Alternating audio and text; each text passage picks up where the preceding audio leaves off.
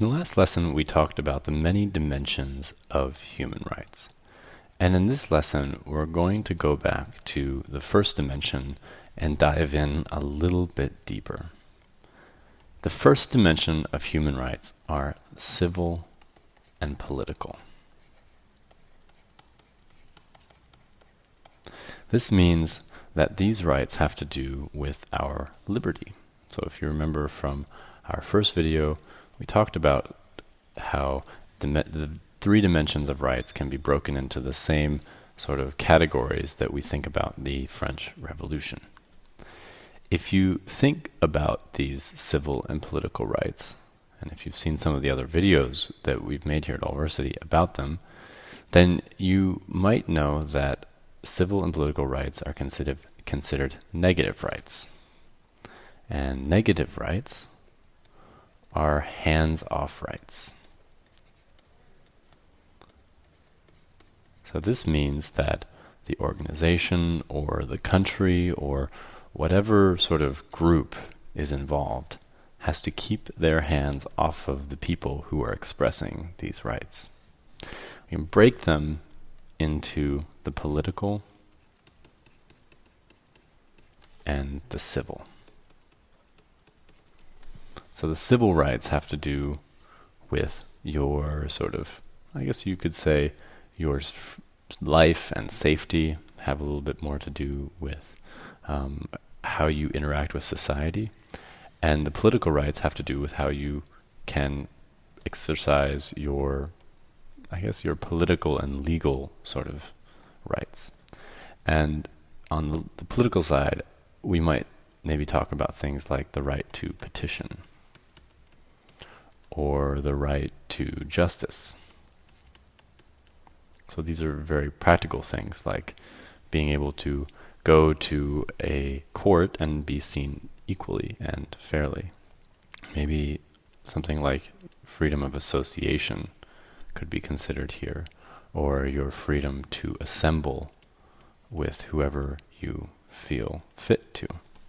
So these political rights all have to do with that, and they are really about exercising your rights as a citizen in a political way. On the other side, over here on the right, we can talk about your civil rights, which have a little bit more to do with things like your right to have original thoughts of your own, or maybe your expression of those thoughts. Also have things like religion, so freedom of religion, and also things like freedom of movement, for example. Now these rights are quite old. In a lot of ways, these are the oldest set of rights as we sort of talk about them, and you might even recognize some of the ideas that we've discussed in some of the previous lessons, because this actually kind of goes back to the days of the Magna Carta. And like we mentioned in that early video about the timeline, about the history of human rights, Magna Carta was obviously for a very small group of people, and these rights have very slowly unfolded over time to include a much larger group of people, but I would argue that we're not all the way there yet. Not everybody has their civil and political rights. But this is an old tradition, one that sort of starts there and moves all the way up through the French Declaration of Rights of Man, through the Universal Declaration of Human Rights, and to the International Covenant of Civil and Political Rights, which is really the most important document for this area. Really important to understand is that these rights have to do with your identity. So they're saying that just because you are a person with black skin or purple skin, or because you're a man or a woman or anything like that, any way that you can divide your identity, that just because you are that thing doesn't mean that you can't have all of these rights that we're talking about here.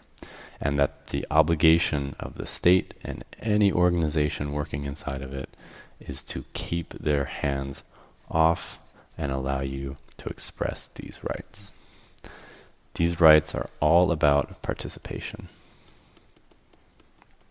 They are all about people in society all paying their dues and therefore being able to participate fully and be completely recognized by all the institutions in that state. So not to be discriminated because of your identity.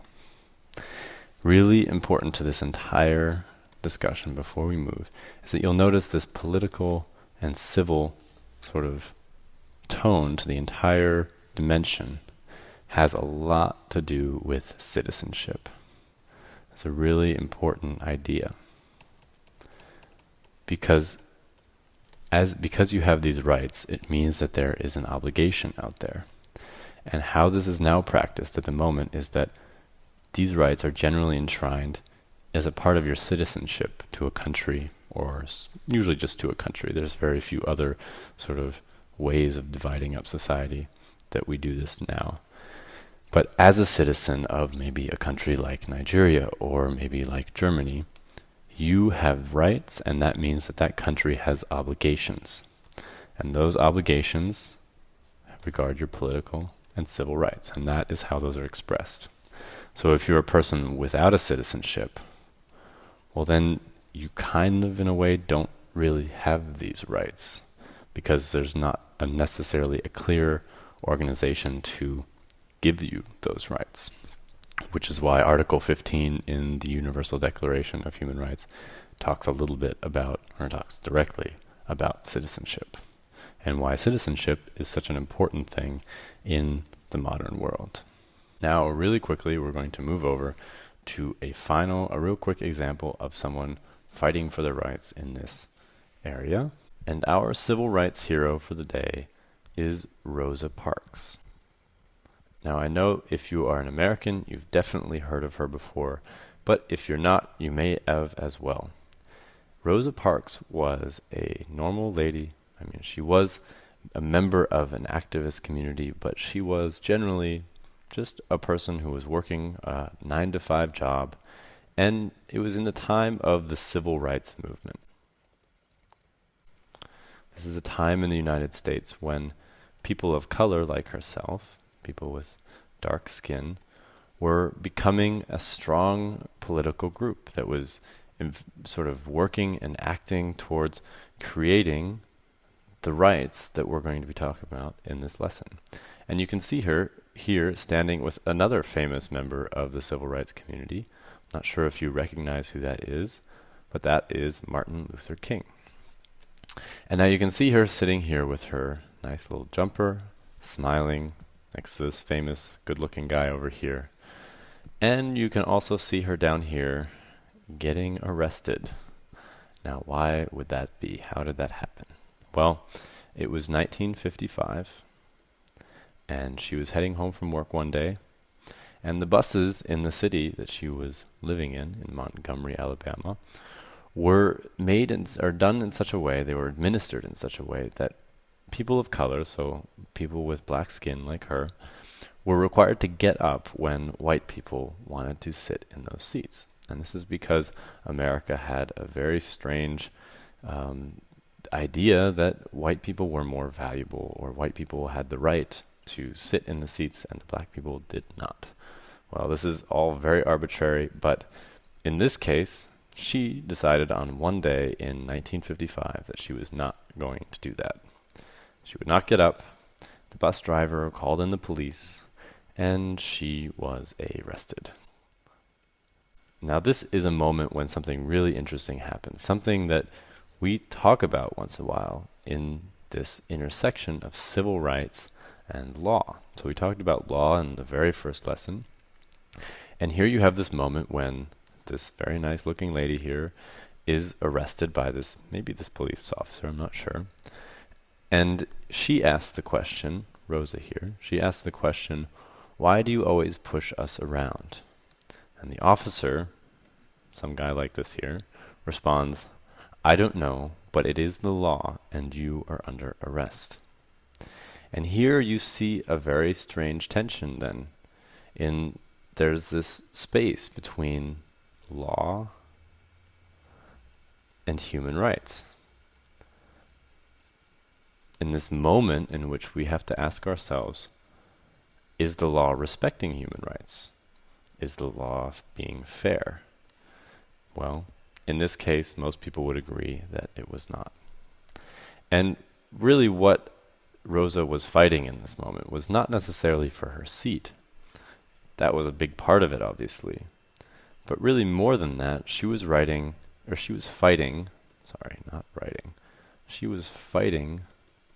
segregation. And segregation was this policy that was very big deal in the United States at that time and would be a big deal in lots of other places and kind of still is a big deal in other places where people of different racial backgrounds, so white people like this guy here and black people like this woman here, like Rosa, were basically held apart. Segregation means that you have a green person here and a yellow person here, and society basically builds a big wall between them.